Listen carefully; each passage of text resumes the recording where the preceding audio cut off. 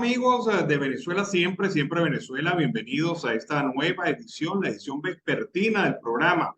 Como siempre llevándoles a ustedes información, comentarios, noticias, música, entrevistas, todo lo que tiene que ver con Venezuela y su migración a lo largo y ancho del mundo. Esto lo hacemos con mucho cariño y mucho respeto para todos ustedes. Un equipo en donde está Vanessa Chacón en la producción, Camilo García en redes sociales, apoyo técnico, nuestro equipo de operadores también, nuestros corresponsales en Colombia, Venezuela y otras partes del mundo. Nosotros transmitimos en señal abierta a través de 5 emisoras que se encuentran desde Aruba, en el Caribe latinoamericano, hasta Arauca, en la frontera binacional colombo-venezolana, pasando por toda la zona fronteriza binacional. También tenemos nuestra señal digital, nuestra señal a través del Facebook Live, y nuestros canales en redes sociales, en Twitter, en Facebook, en Instagram, también nuestro canal YouTube Siempre Venezuela y nuestra página web siemprevenezuelaweb.com. Todo este trabajo bajo la coordinación de su servidor, Alan Peralta.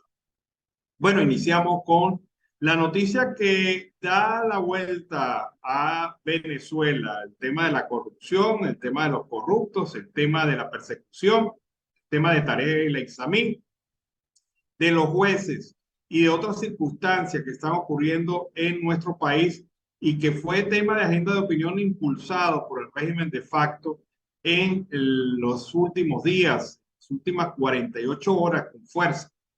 Pues bien, hay otra noticia vinculada al sector petrolero y es muy importante. Recuerdan ustedes que hemos venido hablando de que, según estimaciones independientes, PDVSA tiene deudas por cobrar de 8.000 millones de dólares por todas las transacciones que han realizado. Pues bien, Reuters, la agencia Reuters, ha actualizado esta cifra y ha dicho, no son 8.000, señor, son 21.200 millones de dólares los que en deuda acumulada tiene en cuentas por cobrar PDVSA.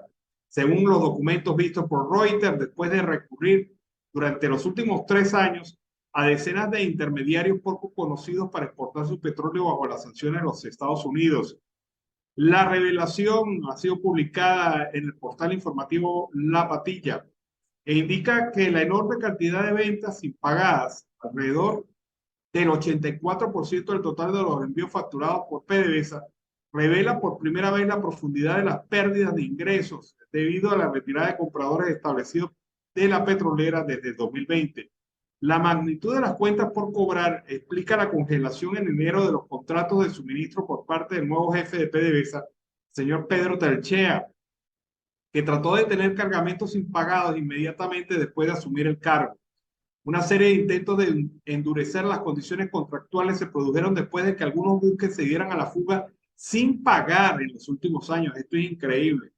Nicolás Maduro aceptó la renuncia de Tarek El Aissami, quien sirvió al régimen chavista durante 2 décadas en medio de una investigación de corrupción centrada en PDVSA y el Poder Judicial. En los últimos días, la investigación se ha saldado con el encarcelamiento de decenas de funcionarios. El Aissami ha dicho que colaborará con la investigación.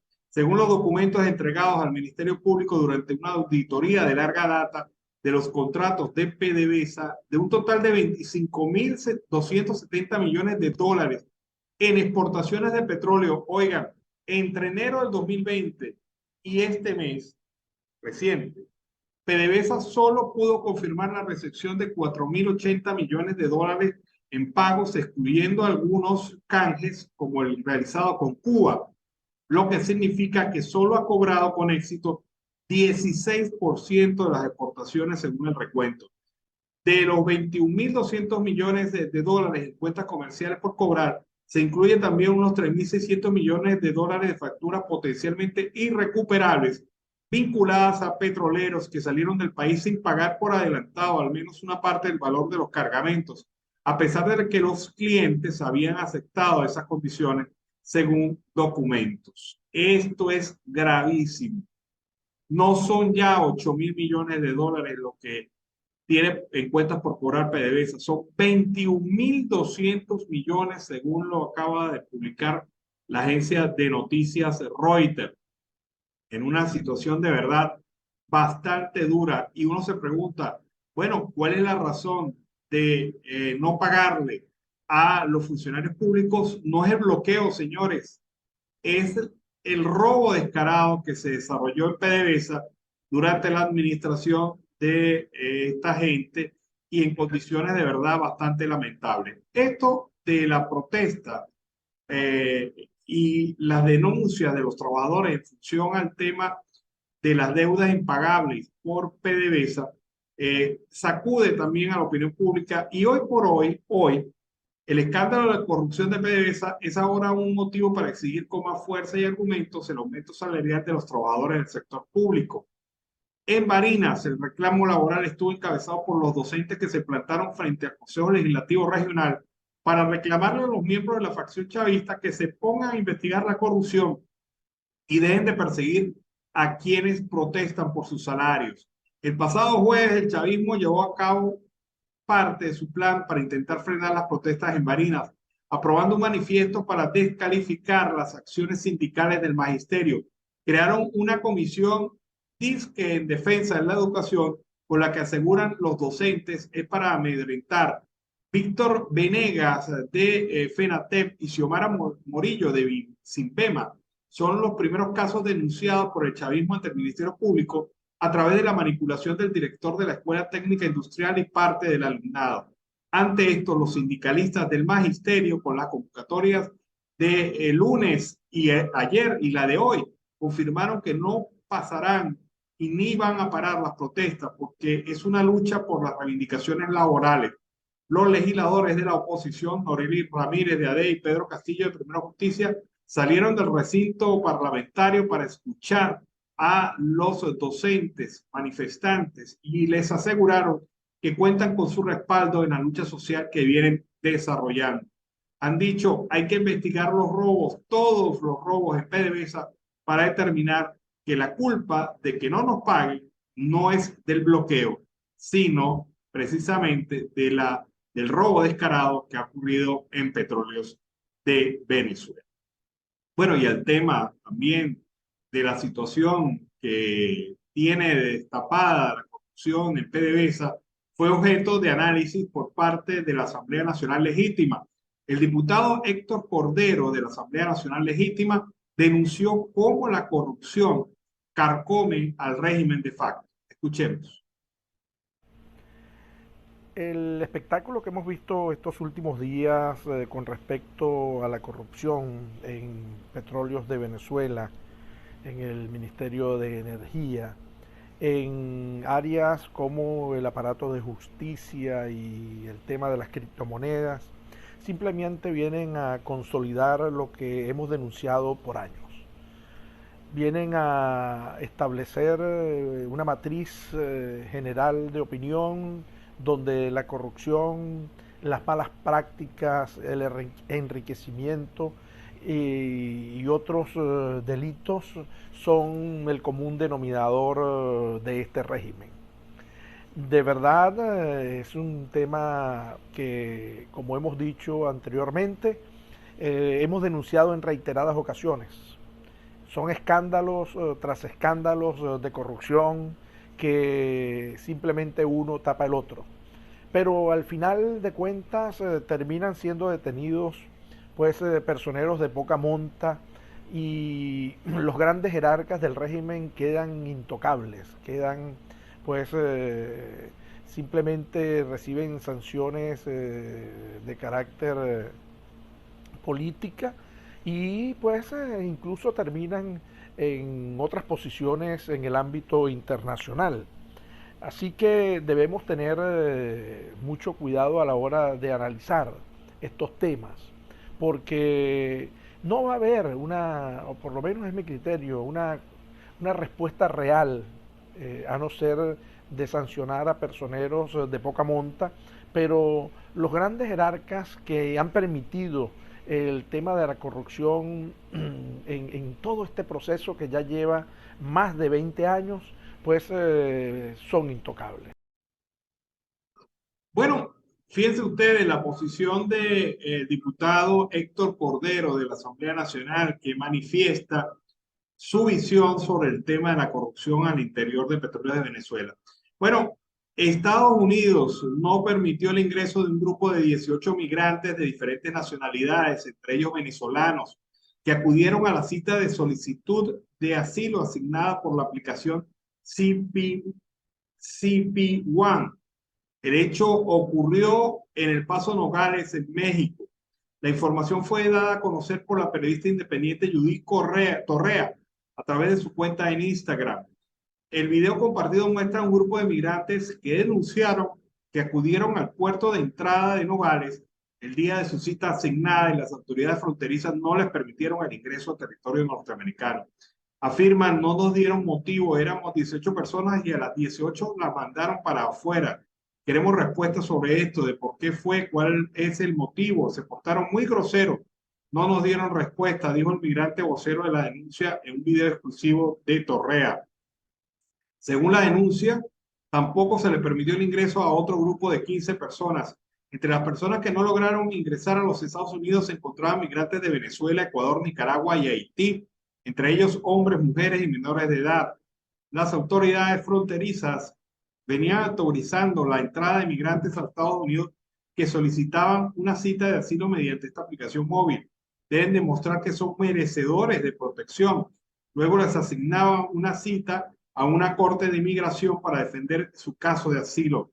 CP1 es una aplicación desarrollada por la Oficina de Aduanas y Protección de Fronteras de los Estados Unidos que comenzó a funcionar el pasado 15 de enero del 2023 y pide a los solicitantes que envíen información personal y de su viaje para poder entrar por la frontera entre México y Estados Unidos. Bueno, amigos, desde Venezuela, siempre Venezuela, un bellísimo tema del pollo brito, este tema se llama Y me enamoré, tema bastante bello, bonito para iniciar este segundo segmento de Venezuela siempre Venezuela en la tarde de hoy. A esta hora, cerrada, sin gasolina, bombas en el municipio Padilla, en La Pomona, en zona centro y sur de Maracaibo. Se estaba despachando gasolina dolarizada y otra subsidiada, pero en este momento no se está despachando ni la una ni la otra. Cerradas varias estaciones de servicio en el estado Zulia, como también están cerradas varias estaciones de servicio en otros estados de Venezuela. ¿Qué está pasando?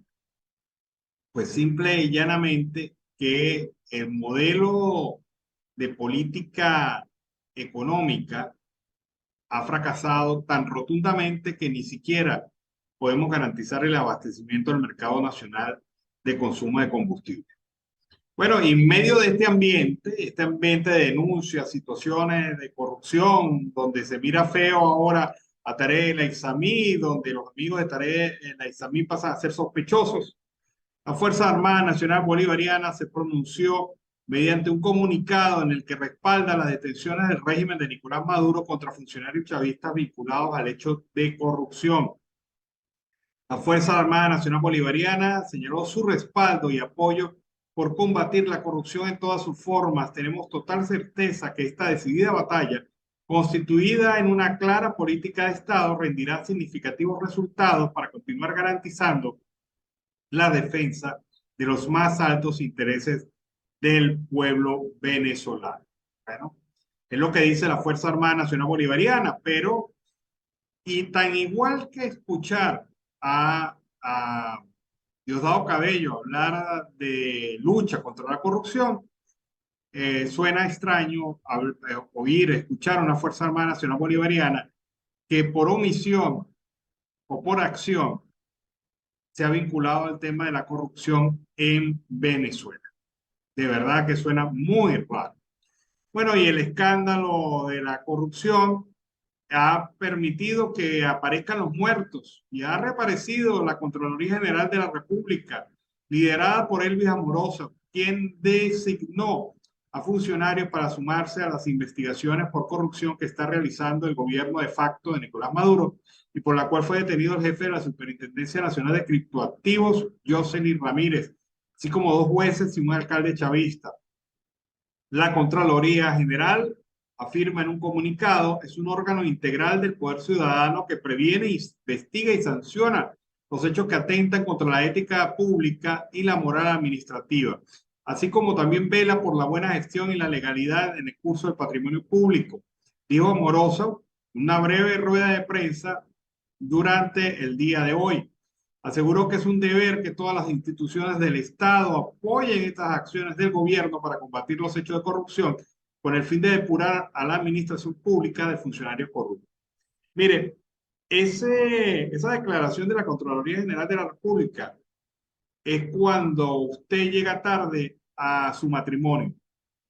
Muy importante el matrimonio, muy significativo el matrimonio, muy esperanzada la novia de que usted llegue y usted llegó tarde, la boda se había cancelado y evidentemente lo que encuentra son los restos que quedó de ese intento fallido por enfrentar la situación de la corrupción.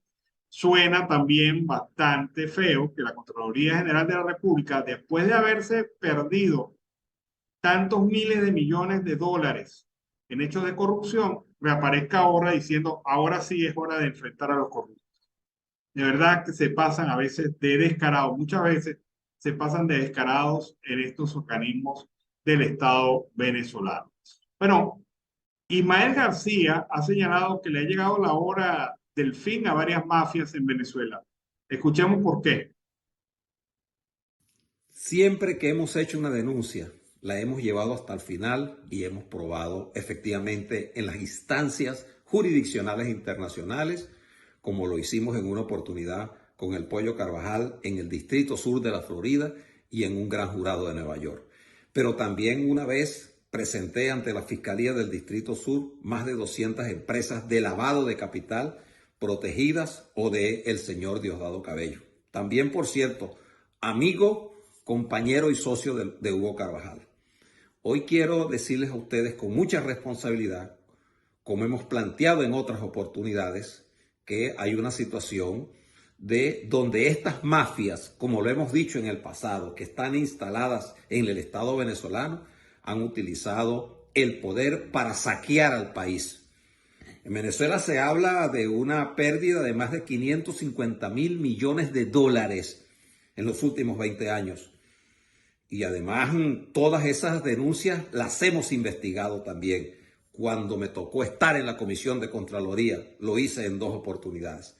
Hoy quiero decirles responsablemente al país que en el final de los tiempos de estas mafias que saquearon, que robaron, que persiguieron y que han utilizado el aparato represivo para perseguir a los venezolanos, para asesinar como lo han hecho, les está llegando su fin. Resulta que hace unos días atrás, esto les ha explotado en la cara, porque hace un tiempo atrás, acuérdense ustedes de un evento que hubo en Carabobo, donde aparece Tarek El Aizamit junto a la cava, inaugurando un video, que por cierto una de las hijas de Chávez salió muy molesta a reclamar eso, donde lanzaban a Super Bigote, pero también hablaban de Hugo Chávez. Allí estaban 2 personajes que andan siempre juntos, que son Tarek El Aizami y la Cava. Este Tarek, que es un tipo malo, fundamentalista, denunciado también por mí en la Fiscalía en Venezuela, en muchas oportunidades. Bueno, este es el caso. Lo que Ismael García está intentando vincular es el hecho de que también este señor, el gobernador del estado Carabobo, el Drácula venezolano, se mantiene también bajo el ala y bajo el grupo de amiguetes de Tarek El Aizami. Y hoy por hoy todo lo que vuela a Tarek El Aizami es sospechoso, es perseguido, es hostigado por el régimen de facto. Incluso al punto que la misma jefe de prensa de Tarek El Aizami y de Jocelyn Ramírez ha borrado su vinculación digital con estos personajes. Y aunque esto suene rastero, demuestra un poco la naturaleza humana de dejar al que cae en desgracia atrás, porque esa desgracia no me puede alcanzar. Así ha pensado mucha gente y me imagino, faltará muy poco antes que la Cava, gobernador de Carabobo, salga a los medios acusando de corrupción a su hasta entonces amiguete, el señor Tarek El Aizami. Son las cosas de esta política sucia que se vive a veces en Venezuela. Bueno, amigos de Venezuela Siempre, Siempre Venezuela, iniciamos de esta manera el tercer bloque del programa en la tarde de hoy, la segunda hora de Siempre Venezuela. Como siempre lo hacemos con un invitado en la sala, se trata de Carlos Ucategui Miura, que nos acompaña esta tarde. Carlos, buenas tardes, ¿cómo estás? Muy buenas tardes, Alan Ernesto Peralta, y por supuesto a nuestra audiencia que nos sigue día a día durante los 365 días del año. ¿Cómo estás, Alan? ¿Cómo ves la situación? Bueno, yo veo que, por lo menos veo muy molesta a la gente de gran parte de la ciudad de Caracas, Guarataro y otras zonas que, como dijiste tú, el cierre del segmento anterior, no tenían luz y todavía a estas horas no se ha repuesto el servicio eléctrico en estas zonas y en otras zonas de Venezuela, porque ahora se ha vuelto rutinario, dos, tres cortes al día y en una época en donde se incrementa el consumo por el tema del calor. La temporada fuerte, se reduce, las hidroeléctricas reducen su caudal y se aumenta en el pico de consumo mayor por la cuestión climática. Eso es una realidad, pero fíjate, en la Gran Caracas, en Valencia, Naguanagua, en Turmero, en el estado de Aragua, sin servicio eléctrico, en la Gran Valencia, peor es en el estado sur y en el estado Falcón. Por lo menos el estado Falcón está acostumbrado desde hace 14 años a que no tiene el servicio eléctrico adecuado. Pero en la ciudad de Maracaibo la gente está padeciendo. Alan, y no solamente en el occidente está pasando, sino en las zonas andinas, en el área andina, sobre todo en el estado Mérida y parte del estado Trujillo, según me lo conversó la colega periodista Sorcirer Rodríguez. Es decir, que la situación se ha alargado a otros estados que antes no fluctuaba. Esto es la baja calidad desde hacia el centro del país. Es decir, no es una novedad, es una realidad que se está pasando. Carlos, hablemos de otro tema que usted lo asomó al mediodía, el tema del puente. El puente sobre el lago de Maracaibo, puente que tiene más de 60 años construido, que en su momento fue el puente más largo en Latinoamérica. En este momento está entre los principales, pero que ha carecido de la atención y mantenimiento por parte del régimen durante muy buen tiempo. Ellos llevan en el poder 24 años y no pueden haber dicho que en 24 años no pudieron haber hecho algo por el puente sobre el lago, una reparación, una atención mayor. Pero primero veamos el punto de vista de los transportistas, de la gente que atraviesa a diario ese puente. Veamos este video y luego comentamos. Estamos en el puente, la verdadera historia. Creo que después que pasemos nosotros una semana más, Bloom se parte la guaya, hasta la guaya se van a partir. Esta verga está que se cae. Aquí está Adrián, ¿verdad? Vale, ¿qué tal? ¿Qué puede decir? Mío, de la locura. ¿Sí? El gobierno acabó el puente sobre el lago, lamentándolo mucho. Busquemos vías alternas. Se está cayendo la plancha, pedazos. En la soldadura quiere hacer efecto. Ruédalo. Bueno, ahí está la situación del puente sobre el lago de Maracaibo. De verdad que es lamentable el nivel de deterioro que ha alcanzado esto. Y a pesar de que el régimen ha utilizado el puente para todo, porque hasta para una fiesta, ahí se montó una fiesta, ¿no? O la grabación de un video se hizo para una hija de un alto jerarca chavista, pues la atención no ha sido la adecuada y la suficiente. ¿Qué te parece? La gente diciendo, se va a caer una de las planchas del puente sobre el lago de Maracaibo. Bueno, para darte una acotación de lo que acaba de decir, ¿no? Uno de los que hicieron esa fiesta en el puente sobre el lago fue un socio del antiguo gobernador del estado Zulia, Omar Prieto, con el socio de él en una empresa de calzado y de tiendas muy comerciales en la ciudad de Maracaibo. Fíjate, ese video, Alan, es bastante delicado. ¿Sabes por qué? Porque es un puente creado con hormigón, el más largo de Venezuela, del mundo, con 8 kilómetros, 442 metros, punto 32 centímetros de anchura. Eso tiene más de una década que no se le da un mantenimiento preventivo. Y fíjate que en tu chat debes tener alguna foto que yo te envié donde está totalmente roto. Los pilotes de las pilas 21, 20 y 19 es donde están los tensores del puente sobre el lago. Esto trae problemas porque el puente sí es movible ahora. Se mueven gracias a las olas del lago de Maracaibo y que por debajo de ello está el canal de navegación. ¿Sabes las décadas y los años que tienen que no se le da mantenimiento preventivo ni a los pilones, a los pilotes, ni a las pilas, ni siquiera a las guayas de contención? Eso que tú ves, esa ruptura, Alan, eso no se cura con cemento cualquiera. Ese es un cemento especial de hormigón que solamente lo hacen los ingenieros, lo crean por la fusión química y el transporte del día a día. Pero el mantenimiento de las guayas de tensión que tiene el lago, el puente sobre el lago de Maracaibo, tiene años que no se le hace un mantenimiento preventivo, ni siquiera echarle algo para la corrosión de las guayas. Es decir, esto tiene que ver mucho los dos gobiernos anteriores y actualmente el de Manuel Rosales, que no ha dicho absolutamente nada.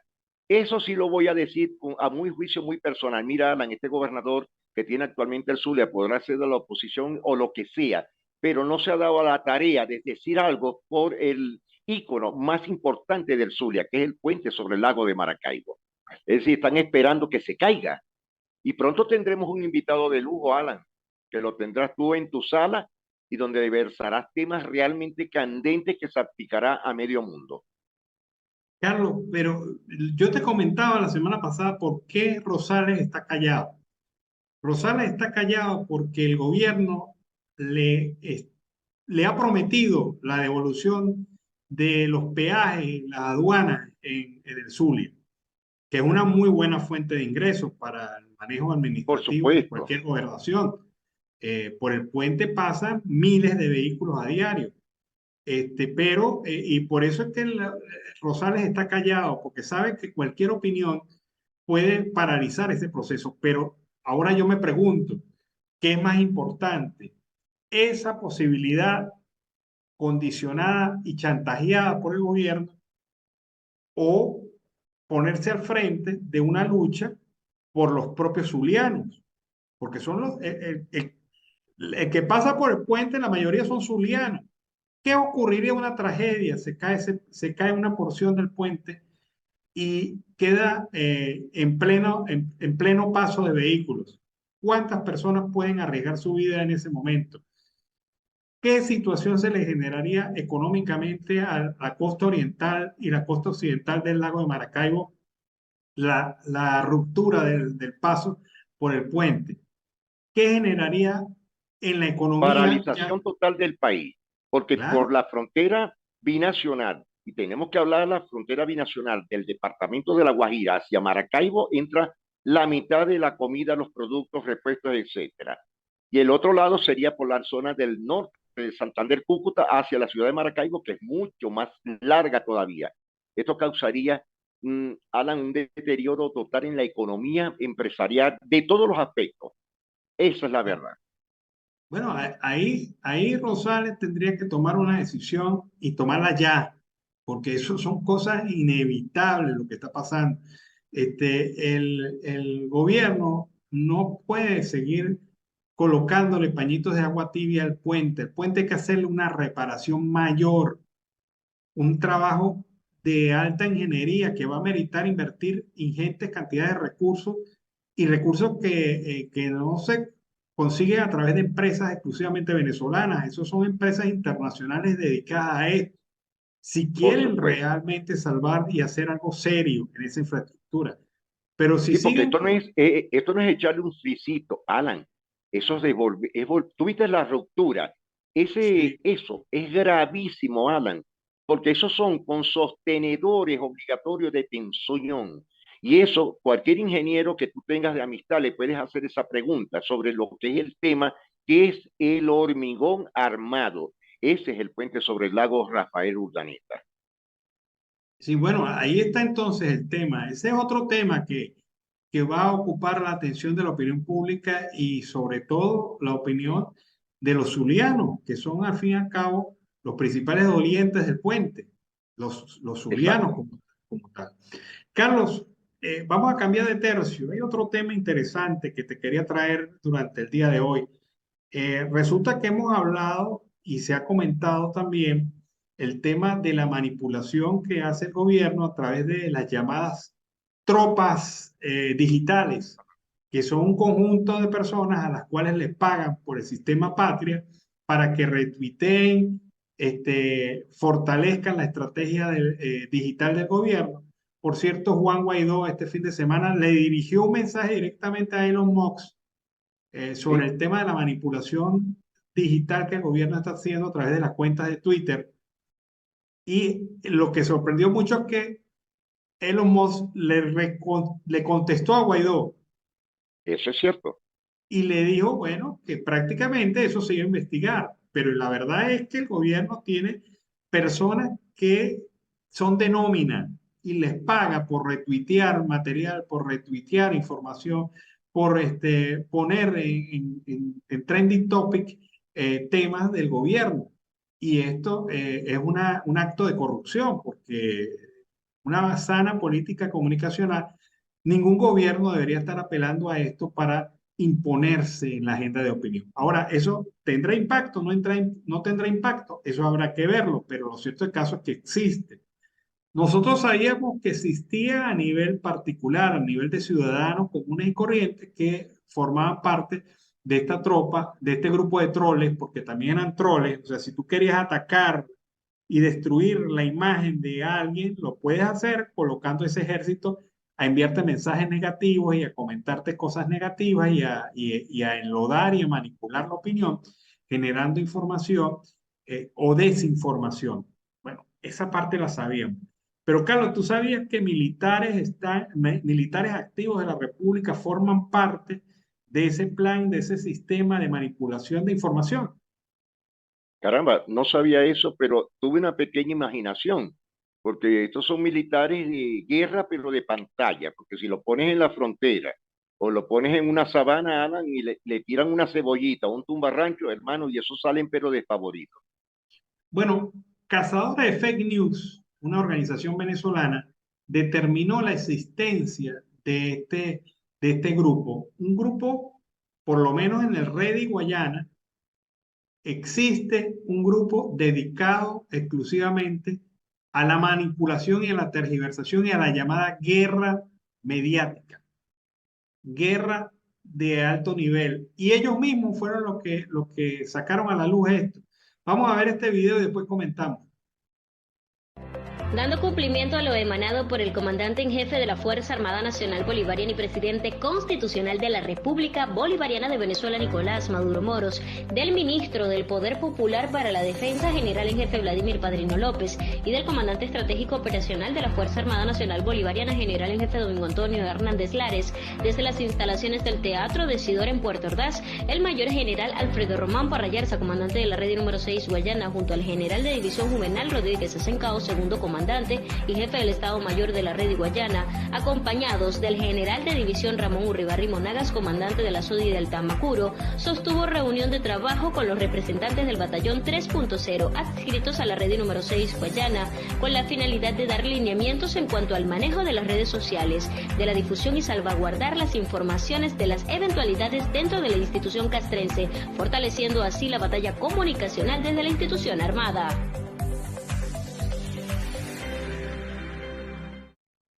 ¿Qué te parece eso, Carlos?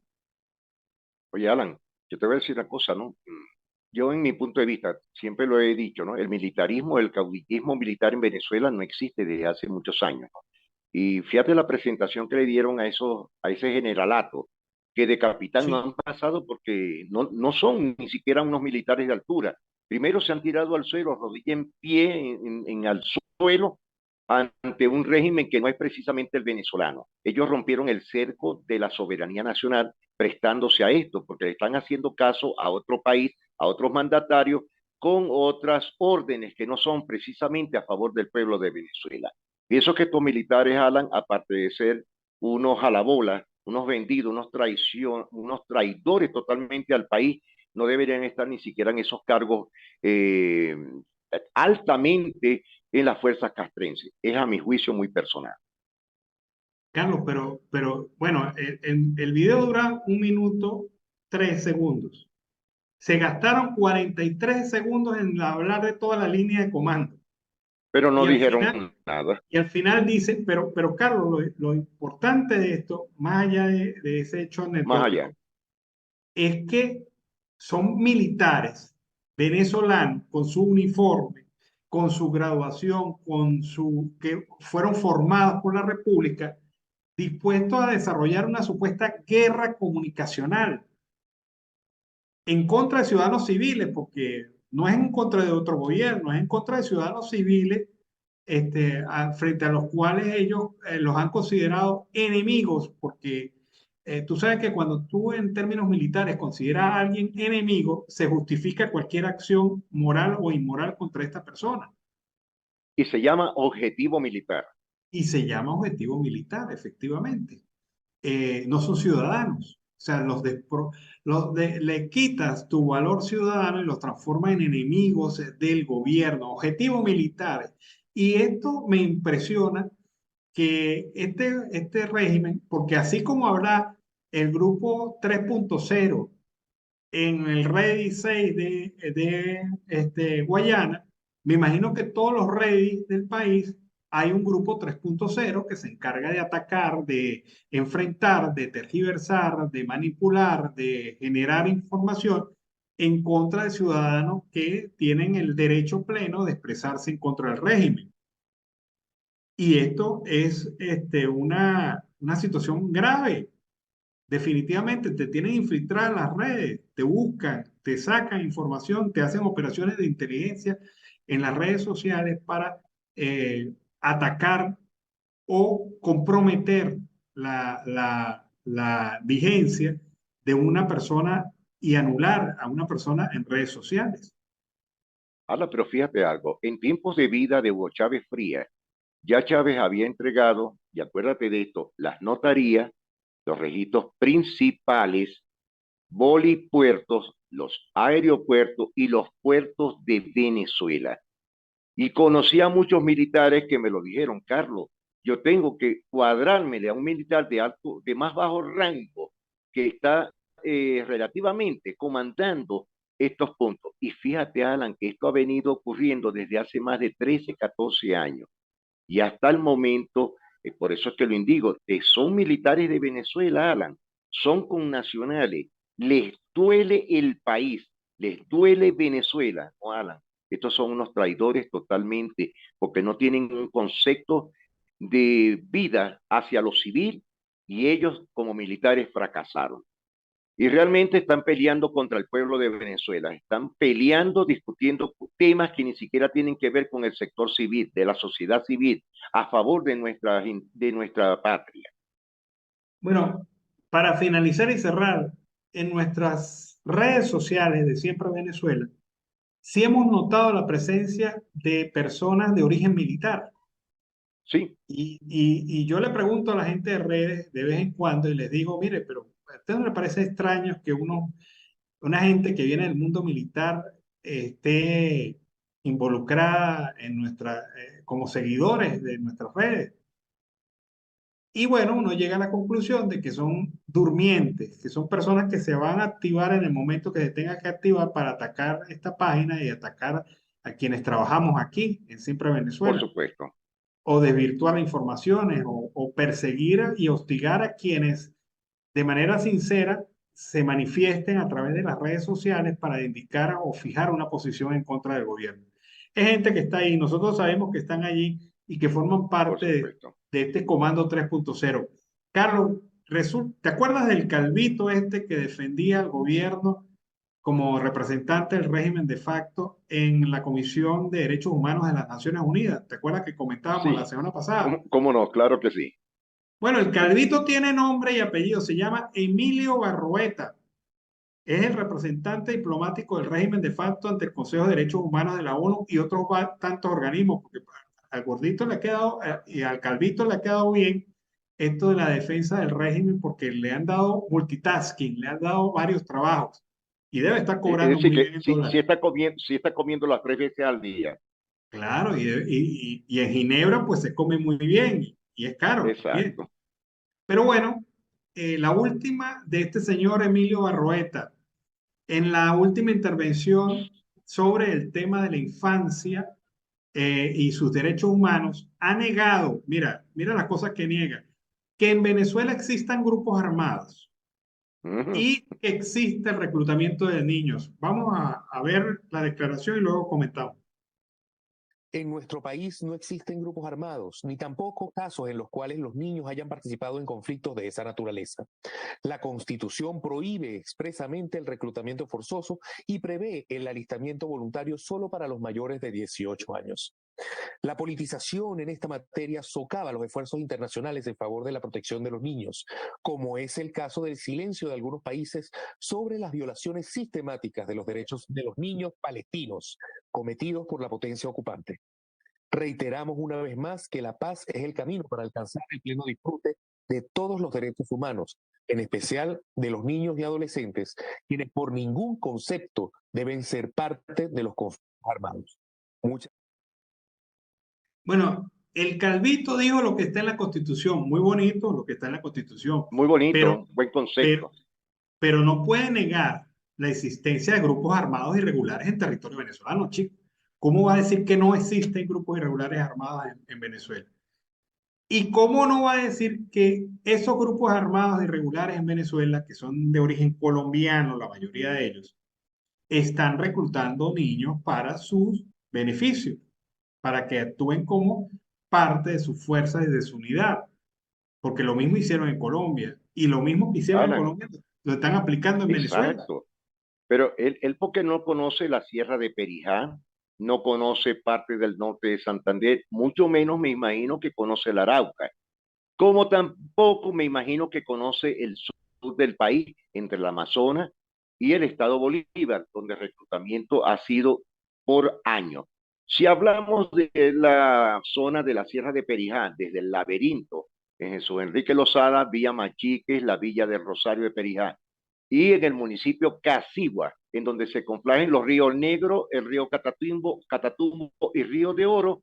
Eso es parte del conflicto armado de Colombia que se trasladó, se mudó hacia esa zona de conflicto armado, Tibú, Petróleo, etcétera. Es decir, que Emilio Berretorán, ¿cómo es? Emilio Berrueta, algo así, ¿verdad? Barrueta.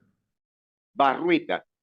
Conocerá Venezuela, pero en mapa, en dibujo, pero no conoce absolutamente nada, ni tiene ni siquiera un pensamiento de lo que él habla de los niños palestinos.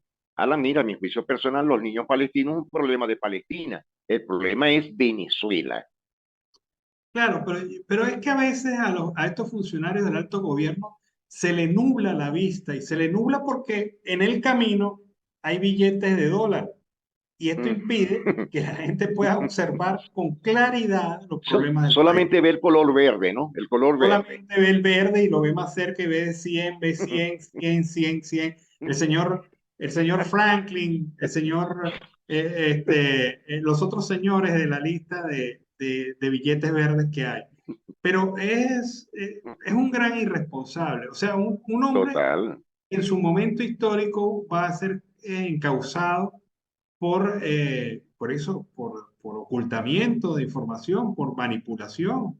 Es muy sabroso comerse una burrata, digo yo, allá en Ginebra y sentado a hablar de los problemas del país mientras se va comiendo y mientras el país se va desangrando, se va perdiendo y va siendo tomado por estas organizaciones irregulares, ellos disfrutando de una salida a un teatro, de una visita a la ópera y de estar siempre vinculado a lo mejor de lo mejor, high to high. Bueno, Carlos, se nos acabó el tiempo, pero antes de irnos, quiero darle un parte de tranquilidad dado por el Gustavo Vizcaíno, el director del SAIME, a la gente cuando le dice, mira, ya no será necesario la carta de residencia, porque ese había sido un dolor de cabeza para la gente en el trámite de la cédula y en el trámite del pasaporte. Escuchemos a Vizcaíno y hacemos el comentario final. Famosa, la carta de residencia, que cómo me vas a pedir una carta de residencia para sacar la cédula, si para más bien para sacar la carta de residencia necesito la cédula. Entonces, bueno, todas esas cosas, hoy por hoy puedo informarle a todo nuestro pueblo que la carta de residencia no va a ser documento requisito para tramitar su pasaporte o su cédula. Eso se eliminó de nuestro sistema y usted solamente debe presentar la planilla de la cita, que ya la mostré aquí, la planilla de la cita, que es la que usted va... Que hay que imprimirla. Que hay que imprimirla como antes. Bueno, ahí está. Sí, porque fíjate cómo es para pedir la carta de residencia, tenías que tener la cédula vigente. Y para pedir la cédula vigente, tenías que tener la cédula de la carta de residencia. Es decir, un entrampamiento, porque definitivamente si tú tienes la cédula vencida, ¿cómo te iban a dar la carta de residencia? Ese era el gran problema, Carlos. Pero fíjate algo, ¿no? Este sistema del SAIME, ¿no? Tienes que preguntarle a los que han viajado por otros lados del Caribe. Esto se aplica mucho en la isla de Cuba. Están acostumbrados a eso por la cédula de ciudadanía que ellos tienen. Y eso ha ocurrido actualmente en Venezuela. Menos mal que recapacitaron, Alan, porque imagínate tú en el tema que los consejos comunales le den una carta de residencia a cada niño. Alan, eso es absurdo, por Dios. Una vaina estúpida totalmente. Ratificaron, por lo menos es una ventaja para el venezolano, que de paso no hay papel, que ese es otro de los puntos graves del año. Bueno, yo te voy a decir una cosa para finalizar. A mí me parece, me da la impresión, ojo, no, ojalá no me equivoque, que Gustavo Vizcaíno, al frente del SAIME, ha sido uno de los funcionarios más eficientes, técnicamente hablando, en su cargo. Porque ha puesto a valer el SAIME. O sea, tiene su falla, obviamente tiene su barniz político, pero es un hombre que ha cumplido las expectativas para las cuales fue nombrado. Carlos, se nos acabó el tiempo.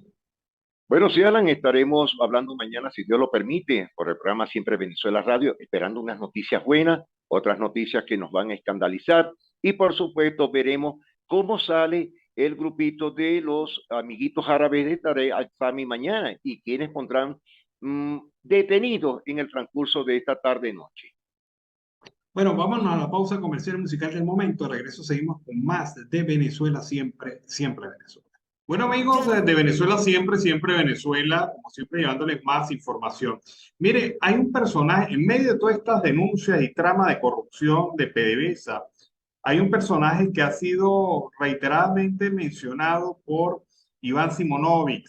Se trata del abogado irlandés David Sayed, quien al parecer había ayudado a toda esta trama de corrupción a ocultar sus recursos, sus bienes mal habidos en paraísos fiscales. Y a la vez, Sayed había conseguido la posibilidad de asesorar a socios internacionales que tenían negocios o pretendían tener negocios con PDVSA, ayudándoles incluso a escapar sin pagar deudas. Es decir, el hombre jugaba partida doble, tanto al gobierno como a las empresas negociantes. Y parece que se dio una vida de lujo, según lo señala el propio Iván Simonovic. David Sayed, repito, es un abogado irlandés representante de la firma Dentons, que realizó asesorías legales a la empresa petrolera gracias a la intervención de la ISAMI y el otro funcionario, Pérez Suárez. También aparece en la revisión de cuentas en el Ministerio de Finanzas del gobierno de facto de Nicolás Maduro. El nombre de Sayed es conocido por la prensa por haber cobrado $20 millones en asesorías legales a Petróleos de Venezuela, según filtraciones internas. Sayed es un abogado irlandés que representa la firma Denton con sede en Praga, de la que es su representante desde el año 2017. Su modo de vida es viajar en aviones privados. Tiene mansiones en varias partes del mundo, entre ellas República Dominicana, y visita frecuentemente la Gran Sabana y Los Roques, así se señala.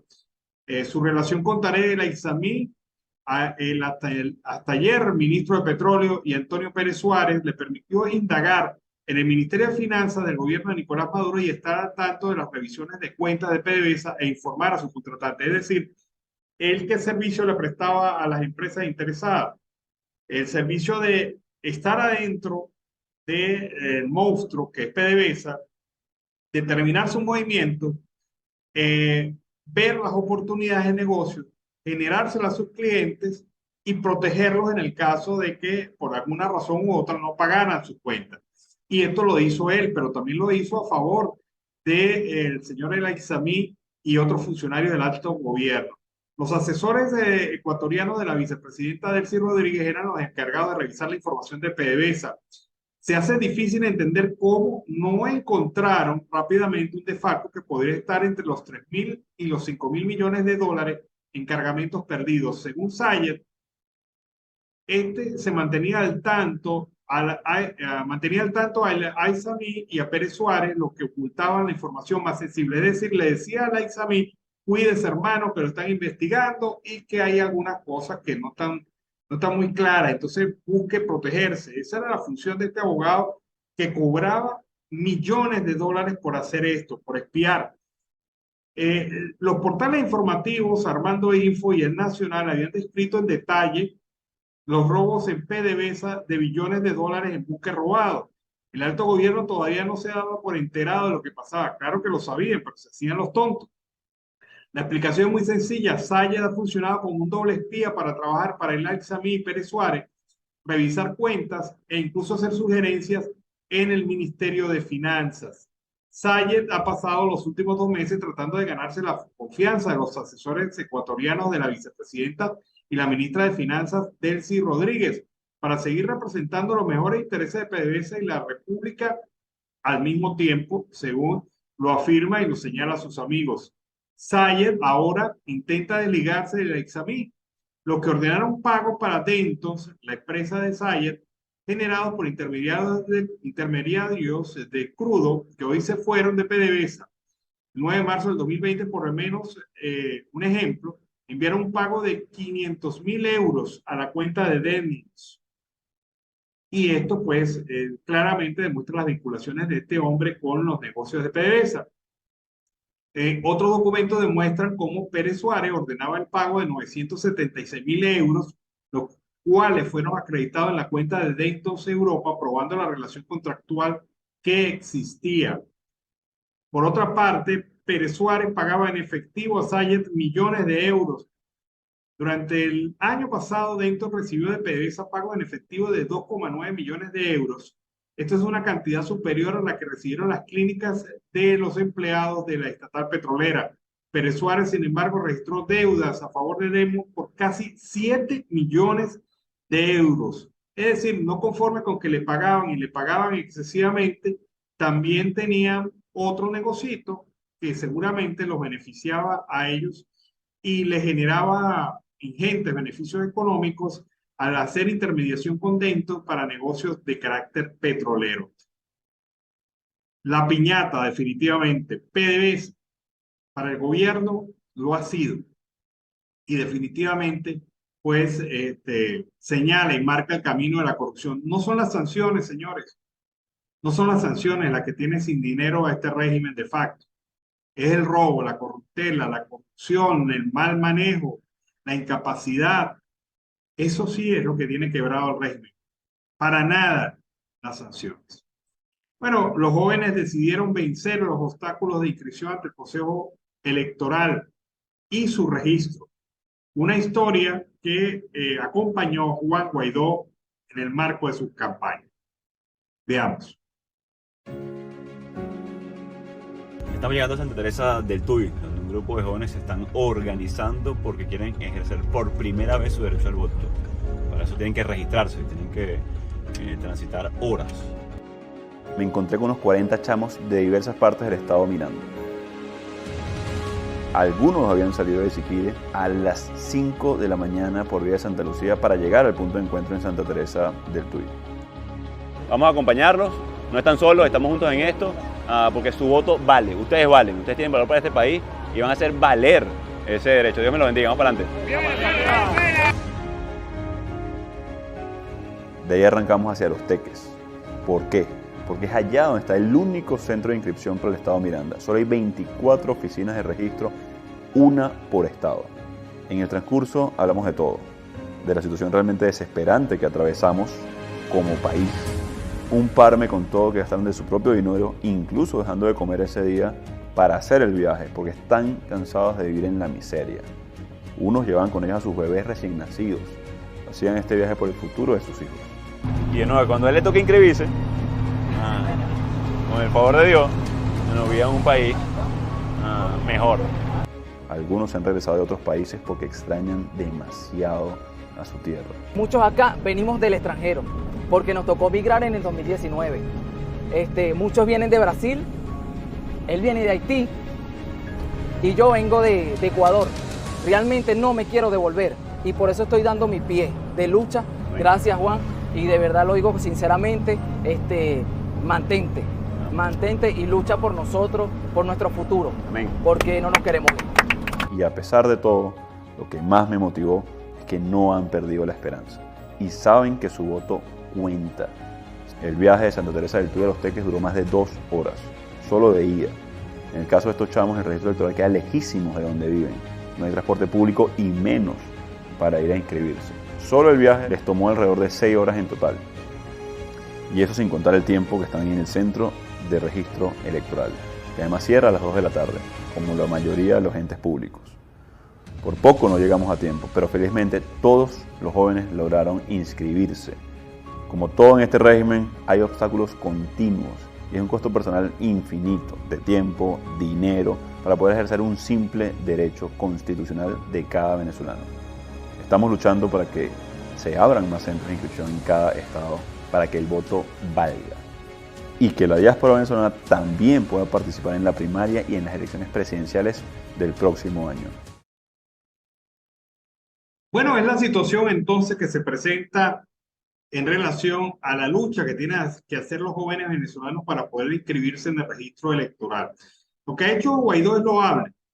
Ha logrado no solo la inscripción de estos muchachos, sino mostrar que hay que movilizarse para inscribir a los jóvenes, buscar la manera de inscribirlos, de pasar por encima de los obstáculos, las deficiencias, las trampas, la manipulación que pueda presentarse en cualquier nivel. Esa es la única manera de luchar frente al régimen. Nada es gratuito frente al régimen. Hay que luchar. Y esto pues lo ha demostrado Guaidó en su gestión durante este fin de semana. El presidente de la Asamblea Nacional ilegítima, Jorge Rodríguez, sentenció que ha llegado la hora de la justicia.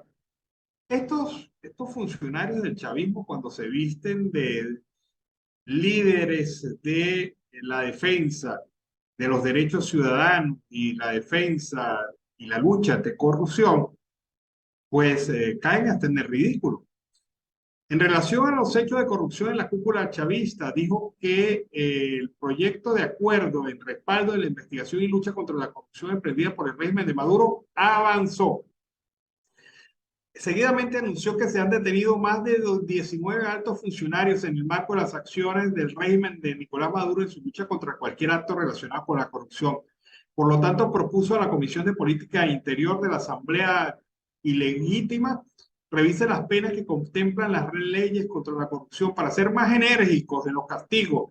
Hay 19 detenidos, dijo Jorge Rodríguez hasta el momento, y estoy seguro que vendrán más. Algunos privados que financian algunos partidos no vayan a decir que no se debe la libertad para tal.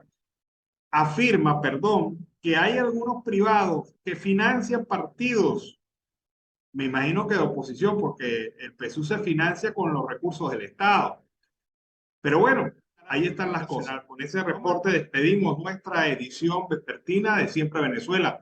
Como siempre le hemos llevado información, comentarios, noticias, música, entrevistas, todo lo que tiene que ver con Venezuela y su migración a lo largo y ancho del mundo. Lo hemos hecho a través de un equipo en donde está Vanessa Chacón en la producción, Camilo García en redes sociales y apoyo técnico, nuestro equipo de operadores, también nuestros corresponsales en Colombia, Venezuela y otras partes del mundo. Como siempre, los esperamos para próximas ediciones de Siempre Venezuela. En la mañana en Aruba, al mediodía de 12 a 2 de la tarde por todos nuestros canales de comunicación y también de 4 a 6 de la tarde la edición vespertina de Siempre Venezuela. Que pasen una feliz noche, nos encontramos mañana. Un abrazo. Siempre Venezuela. Es un programa que te brinda las mejores noticias, comentarios, análisis, entrevistas y música. Información sin censura, en la voz de los protagonistas. Todo un equipo de producción de primer nivel. Siempre Venezuela. Lo encontrarás en las radios de tu preferencia. O si no, visítanos en nuestras plataformas digitales. Siempre Venezuela Radio. En Instagram, Facebook y Twitter. De lunes a viernes le decimos lo que en Venezuela prohíben. Porque somos Venezuela siempre, siempre Venezuela.